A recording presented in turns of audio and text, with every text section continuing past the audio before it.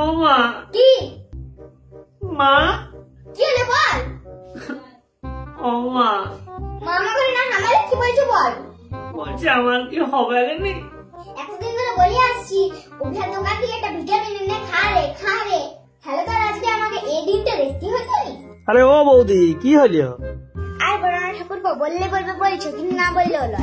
কালকে তোমার ভাইপোর সম্মানে দেখতে গেছিল, আমরা সবাই মিলে মিয়া ছিল দেখলি। ওরা খাওয়া দাওয়ার বেশ ভালোই ব্যবস্থা করেছিল।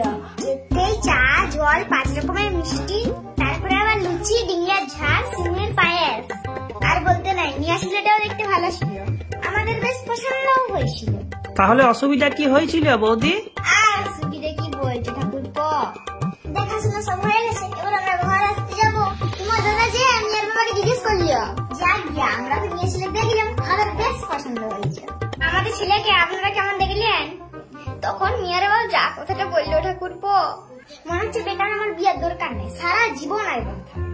কেন মেয়ের বাবা কি কথা বলেছিল? আমরা আপনাদের ছেলেকে কি আর দেখবো আর গিয়া, আপনাদের ছেলেকে লেগেটিয়া ভালো রাখতে